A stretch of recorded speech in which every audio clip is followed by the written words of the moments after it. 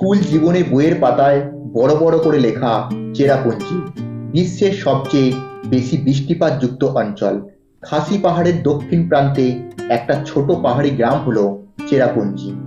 এখানে সারা বছরই প্রায় বৃষ্টি হয়, আর সেই বৃষ্টির কারণে প্রকৃতি যেন আরো সুন্দর হয়ে ওঠে। ঘন সবুজ উদ্ভিদে মোড়া পাহাড়ের ঢাল, সুনির্দিষ্টমান ঝর্ণা আর বিপদ সংকুল গুহা। মেঘপুঞ্জের দেশ মেঘালয়ের আসল সৌন্দর্য লুকিয়ে আছে চেরাপুঞ্জির প্রতিটি কোণায়। মেঘালয় ভ্রমণের চতুর্থ পর্বে আজ আপনাদের চেরাপুঞ্জির সমস্ত স্থানগুলি ঘুরিয়ে দেখাবো, যাতে আপনারা যারা আগামী দিনে মেঘালয় ট্যুর প্ল্যান করবেন তারা চেরাপুঞ্জির কোন কোন জায়গাগুলি ঘুরে দেখবেন তার একটি ধারণা হয়। বন্ধুরা, ভিডিও শুরু করার আগে আপনাদের কাছে একটাই রিকোয়েস্ট, চ্যানেলে যদি নতুন হয়ে থাকেন তো চ্যানেলটিকে সাবস্ক্রাইব করে পাশের একটা বেল আইকন ক্লিক করে দেবেন। মেঘালয় ভ্রমণের পরবর্তী পর্বগুলি আপলোড করার সঙ্গে সঙ্গে আপনাদের কাছে নোটিফিকেশন পৌঁছে যায়। আগের পর্বগুলি যারা দেখেননি তাদের জন্য সেই পর্বের লিঙ্ক ডেসক্রিপশন অথবা আই বটনে দিয়ে দিলাম। প্রথমে বলবো আপনারা দুইভাবে যেতে পারেন, এক হলো এমটিডিসি বাসে করে, দুই হলো পার্সোনাল গাড়ি বুক করে। তবে আমি বলবো আপনারা যদি বেশি জন থাকেন তাহলে গাড়ি বুক করাই ভালো, কারণ এমটিডিসি বাসে করে গেলে একটা নির্দিষ্ট টাইমে আপনাদের চলে আসতে হবে, কিন্তু আপনারা যদি গাড়ি বুক করেন তাহলে আপনাদের যতক্ষণ ইচ্ছা ততক্ষণ প্রত্যেক সাইট সিনে সময় কাটাতে পারবেন। হোটেল থেকে রেডি হয়ে বেরিয়ে পড়লাম আজকের চেরাপুঞ্জির সমস্ত সাইট সিন ঘুরে দেখতে। শান্ত শীতল পরিবেশে চলার পথে আপনাকে সঙ্গ দেবে অসাধারণ সুন্দর সব পাহাড়। চারিদিকে সবুজের সমারোহ দেখতে দেখতে আমাদের গাড়ি প্রথমে এসে পৌঁছালো শিলং থেকে 30 কিলোমিটার দূরে। চলে এলাম আজকের প্রথম পয়েন্ট, মাউডক ডিম্পিং ভ্যালি। আমরা এখন যাচ্ছি মাউডক ব্রিজের ওপর দিয়ে। ব্রিজটি শেষ হলেই সামনের দিকেই রয়েছে ভিউ পয়েন্ট।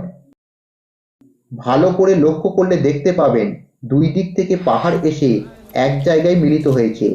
এটাই হচ্ছে ভ্যালি, যেটা ভি আকৃতির, তাই একে বলা হয় ভি আকৃতির উপত্যকা। পুরো ভ্যালিটা মেঘে ঢাকা।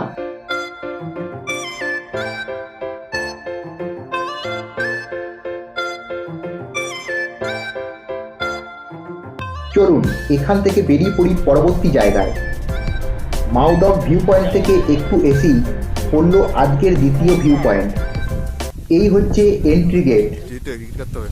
এই জায়গাটির নাম হচ্ছে টাইনাই ভিউ পয়েন্ট বা টাইনগাম মাসি ভিউ পয়েন্ট। এর এন্ট্রি ফি 20 টাকা। অনেকেই এই ভিউ পয়েন্টটি দেখতে আসে না, তবে আমি বলবো আপনারা এখানে ঘুরে যাবেন। আপনারা যদি বাসে করে আসেন তবে এই পয়েন্টটি দেখায় না, আর আপনারা যদি পার্সোনাল গাড়ি করে আসেন তাহলে ড্রাইভারকে বলবেন এই পয়েন্টটিতে একবার দাঁড়ানোর জন্য। এখান থেকে আপনারা ভ্যালির একটা সুন্দর ভিউ পাবেন এবং জায়গাটি খুব সুন্দর। অন্য কোনো ইউটিউব ভিডিওতে এর নাম পাবেন না। দেখুন কত সুন্দর লাগছে, চারিদিকে পাহাড়ে ঘেরা ও এখানকার শান্ত পরিবেশ আপনাকে মুগ্ধ করে তুলবে।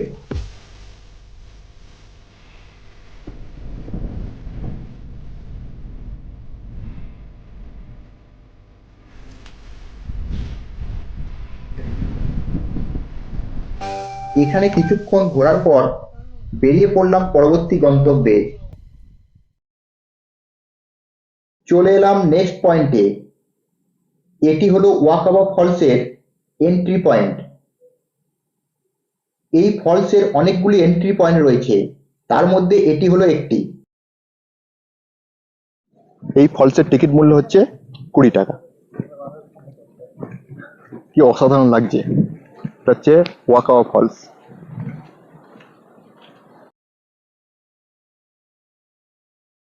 প্রকৃতি যে এতটা সুন্দর তা চেরাপুঞ্জিতে না এলে বোঝা যাবে না।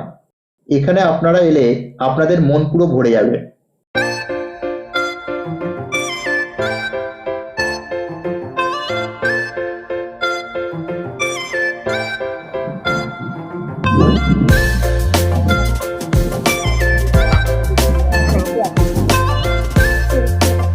চলুন আর দেরি না করে যাওয়া যাক।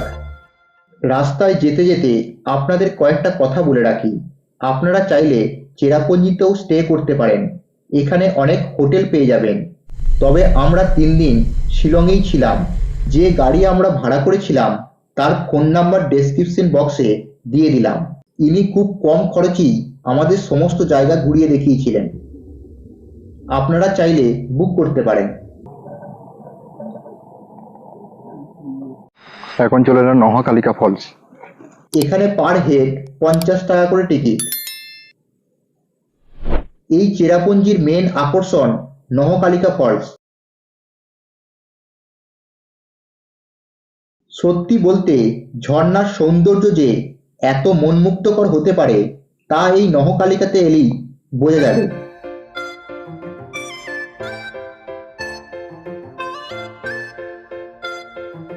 এই জলপ্রপাতটি ভারতের দ্বিতীয় উচ্চতম এবং পৃথিবীর চতুর্থ উচ্চতম জলপ্রপাত। এর উচ্চতা 1120 ফুট।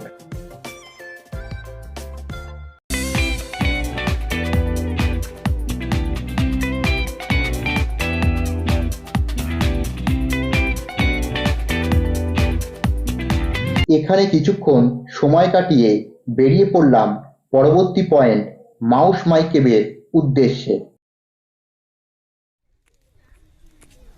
এটি হলো মাউস মাই কেভের এন্ট্রি পয়েন্ট।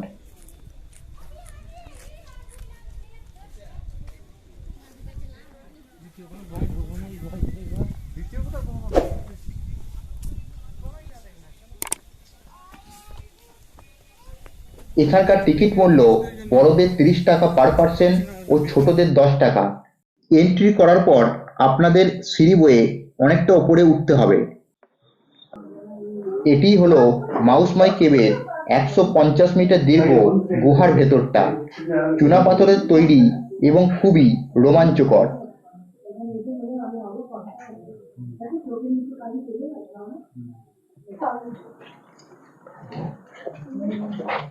অবিরত জলের ধারায় গুহার ভেতরটা বেশ পিচ্ছিল ও অন্ধকারময়। খুব সাবধানে যেতে হবে। তবে ভেতরে লাইটের ব্যবস্থা আছে।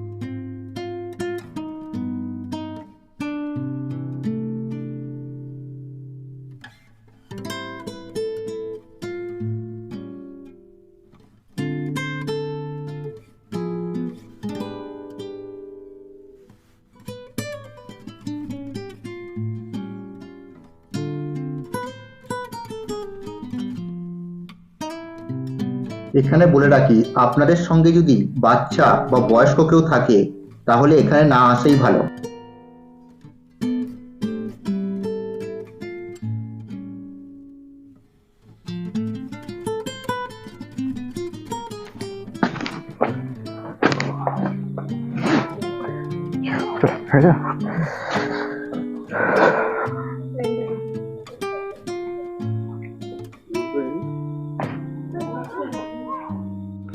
এমনি অসুবিধা কিছু নেই, শুধু একটু মাথা নিচু করে করে যেতে হবে।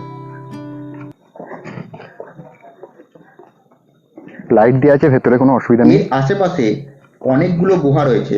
এইদিকে হচ্ছে এক্সিট, এদিকে যেতে হবে এক্সিট করার জন্য। এদিক থেকে এসে এদিক থেকে বেরিয়ে এদিক থেকে বেরিয়ে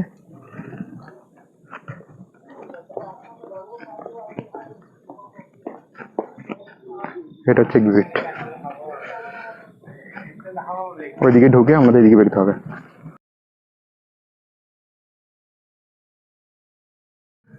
ফরেস্ট। এটি হচ্ছে মাউসমাই কেভের গাড়ির পার্কিং এর জায়গা। এর আশেপাশে অনেক খাবারের দোকান পেয়ে যাবেন, চাইলে দুপুরের খাবার এখানে খেতে পারেন। চলুন যাওয়া যাক পরবর্তী গন্তব্যে। চেরাপুঞ্জির আঁকাবাঁকা পথের সৌন্দর্য দেখতে দেখতে চলে এলাম সেভেন সিস্টার ওয়াটারফলের কাছে। এই ঝর্ণাটির স্থানীয় নাম হলো নোহ সিঙ্গিথাং ফলস, মানে সূর্য যখন অস্ত যায় তখন নাকি এর ভিউ সবচেয়ে বেশি সুন্দর হয়ে ওঠে। মাউসমাই গ্রামে অবস্থিত এই ঝর্ণাটি ভারতের চতুর্থ উচ্চতম জলপ্রপাত। ঝর্ণাটি 1033 ফুট উঁচু। 7 বন মানে 7 জায়গা থেকে আসা জলধারা একসাথে পাহাড়ের গা বেয়ে ঝরে পড়েছে, তাই এই ফলসটির নাম হলো সেভেন সিস্টার ওয়াটারফলস। ফলসটির এত সুন্দর দৃশ্য সবাইকে মুগ্ধ করবে।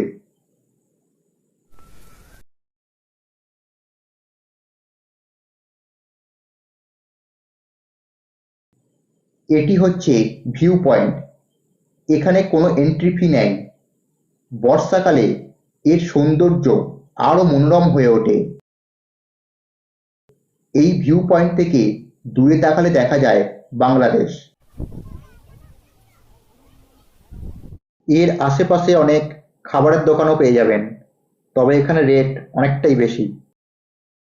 ভিডিওটি কেমন লাগছে কমেন্ট করে অবশ্যই জানাবেন। চলুন দেরি না করে যাওয়া যাক আজকের লাস্ট পয়েন্টে। চলে এলাম ইকো পার্কে।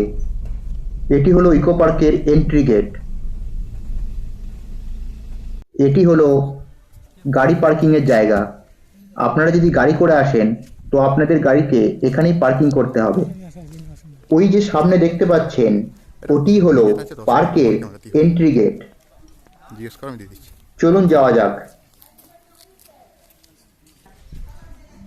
এখানকার টিকিট মূল্য বড়দের জন্য 20 টাকা ও বাচ্চাদের জন্য 10 টাকা করে। সামনে দেখা যাচ্ছে এটি হলো ভিউ পয়েন্ট। এখান থেকে আপনারা পার্কটিকে সুন্দরভাবে দেখতে পাবেন।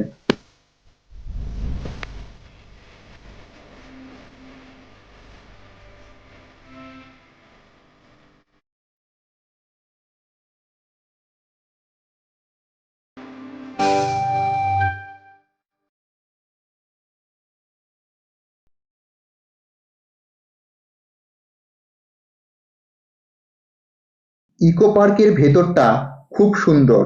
বাচ্চাদের জন্য এখানে অনেক রাইডস রয়েছে।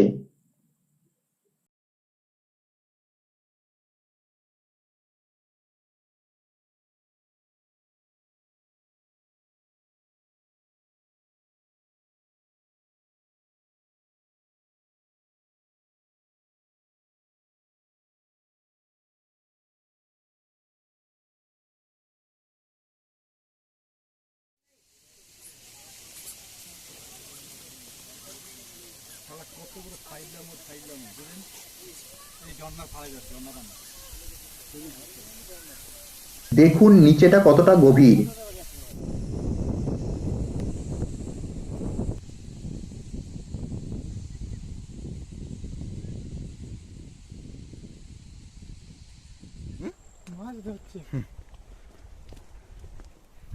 এই নদীর জলই কিন্তু এইখান দিয়ে পড়ছে, যেটা ধরা হচ্ছে সেভেন সিস্টারের একটা ফলস। চারিদিকটা খুব মনোরম। পার্থিব সৌন্দর্য যে এত স্বর্গীয় হতে পারে চেরাপুঞ্জি না আসলে জানতাম না।